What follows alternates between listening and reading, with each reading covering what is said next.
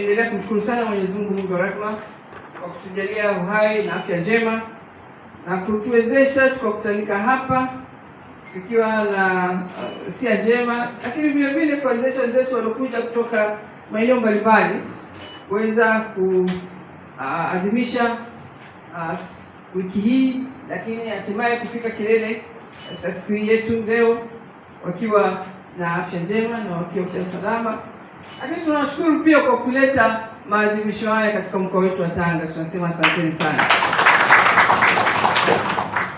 Tumefarijika kuwa wenyeji wa siku au kilele cha maadhimisho ya siku ya haki ya watumiaji duniani, na mimi nimefurahi sana kunipa heshima hii ya kuwa mgeni rasmi katika maadhimisho haya, ambapo kama nimesema kilele chake tunakifikia leo. Waheshimiwa viongozi wote mlioko hapa, wageni walikwa, mabibi na mabwana, nimearifiwa kwamba jukwaa la watumiaji Tanzania TCF, Tanzania Consumer Forum, ni jukwaa lililoundwa na mabaraza ya ushauri ya watumiaji katika sekta mbalimbali kama ambavyo tumezitaja hapo, lakini pia limekuwa likiratibu maadhimisho haya pamoja na shughuli mbalimbali ya elimu kwa umma na hasa katika masuala ya haki na wajibu wa watumiaji. Nakumbuka mwanzoni nilianza tulikuwa tunasema siku ya walaji consumer, lakini uwigo ulivyopanuka ikasema sio walaji tu wa chakula, lakini pia na watumiaji wa vitu, huduma mbalimbali, huduma ya mawasiliano ya simu, mitandao ya simu, mawasiliano ya ndege, huduma za maji na huduma zingine za nishati, lakini hata huduma za barabarani na kadhalika.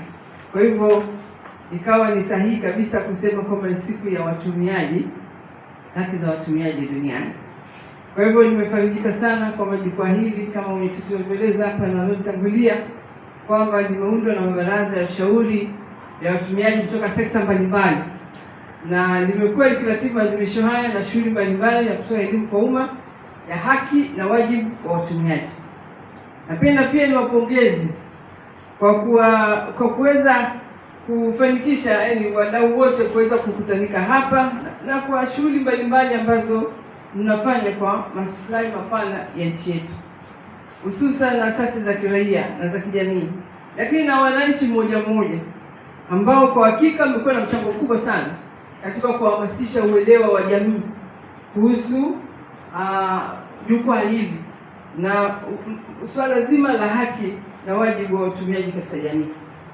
Najua kwa utamaduni wetu tofauti na nchi za magharibi, ni aghalabu watu kuandika barua za malalamiko ya kuonyesha kwamba huduma hii haiko vizuri, lakini tunashukuru kwamba kupitia maelekezo ya serikali katika taasisi zetu zote tunaweka makasha, yale maboksi, masanduku ya kuweza kupata maoni kwa wale ambao watakuwa wanaona huduma iliyotoka pale sio sawa, au wana mapendekezo mbalimbali ya kuhakikisha kwamba huduma inaboreshwa, wanaweza kufanya hivyo. Lakini vile vile tumekuwa na namba mbalimbali za watumiaji. Ukiwa watu wa zimamoto wana namba yao ile 114, lakini na wenzetu wa polisi madawati wana namba. Lakini pia tumeona uwigo umepanuka hata katika makundi sogozi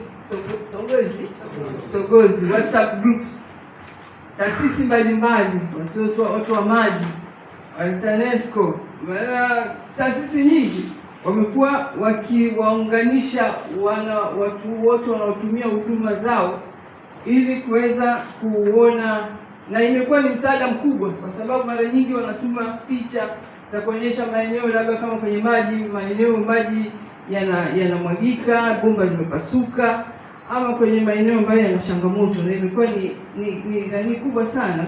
Imeleta ufanisi mkubwa sana katika kuimarisha mawasiliano kati ya watu wa huduma na wanaopata huduma au watumiaji wa huduma hizo, lakini na jamii kwa ujumla. Ndugu washiriki, kama tunavyoambiwa kwamba kila mwaka tarehe 15 mwezi wa 3 dunia inaadhimisha siku hii ya haki ya watumia huduma duniani, na lengo la kuimarisha ni kuona kwamba ni kuimarisha ulinzi, lakini haki za watumiaji na kuongeza uelewa wa jamii kuhusu umuhimu wa kulinda maslahi ya watumiaji wa bidhaa na huduma mbalimbali. Tumeambiwa mwaka huu kauli mbiu inasema safe product, confident consumer.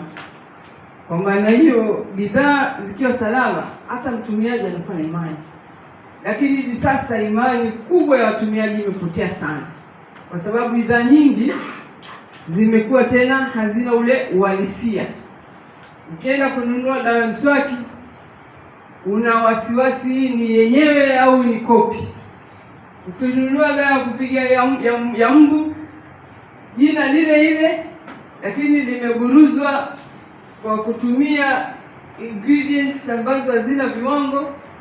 Basi ili hali vitu vingi sana ambavyo vinamfanya mwananchi au binadamu akawa anaendesha maisha yake, vitu vingi sana viko katika hali ya hatari.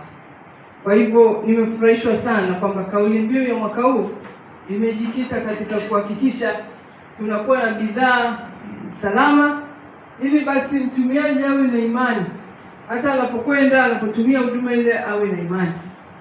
Kuna wakati ilifika hata maeneo ambayo ni hatarishi, vyakula vya maziwa ya watoto unakuta sio salama, vitu ambavyo vinaenda kuhakikisha usalama wa binadamu. Hata madawa ukuta kwamba yametengenezwa, mengine sio salama.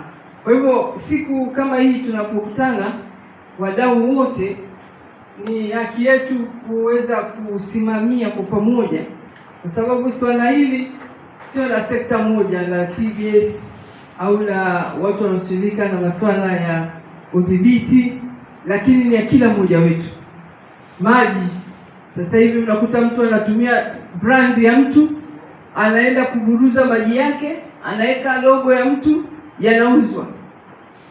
Kwa hivyo ni hali ambayo kwa kweli inabidi sisi sote wananchi tukishirikiana tunaweza tukawagundua wale ambao wanaharibu usalama wa bidhaa na kutokuwa na uaminifu katika shughuli za kibiashara ambazo tunaziona.